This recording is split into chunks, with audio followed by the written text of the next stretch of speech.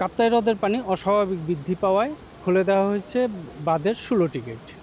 ৬ ইঞ্চি করে এই গেট খোলার কারণে প্রতি সেকেন্ড ৯,০০০ কিউসেক পানি পড়ছে কর্ণফুলী নদীতে। এই বাঁধ খুলে দেওয়ার কারণে বাঁধের উজানে বিশেষ করে লংগদু, নানিয়ারচর এবং জুরাছড়ি, বরকল এইসব এলাকার যে নিম্নাঞ্চল প্লাবিত হয়েছিল সেসব অঞ্চলের থেকে পানি নেমে যাবে।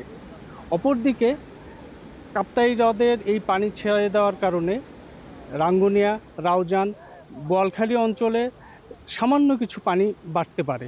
তবে গত কদিন ধরে কাপ্তাই হ্রদের পানি ছাড়া নিয়ে সামাজিক যোগাযোগ মাধ্যমে যে ধরনের অপপ্রচার চলেছে, সেসব অপপ্রচারে কান না দেওয়ার জন্য অনুরোধ জানিয়েছেন সংশ্লিষ্টরা। ১৯৬০ সালে এই কাপ্তাই বাঁধ সৃষ্টি করা হয়।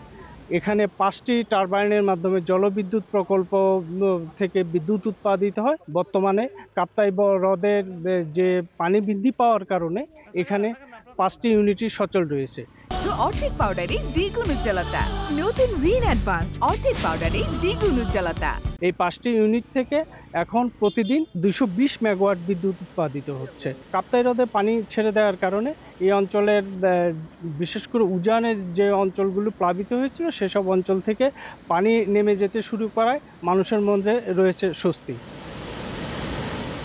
কাপ্তাই জলবিদ্যুৎ প্রকল্পের ব্যবস্থাপক জানিয়েছে ৬ ইঞ্চি করে পানি ছাড়া হয়েছে, তবে যতক্ষণ প্রয়োজন বাঁধ নিরাপদ হবে না ততক্ষণ পর্যন্ত চলবে, এরপরে পুনরায় এই পানি বন্ধ করে দেওয়া হবে।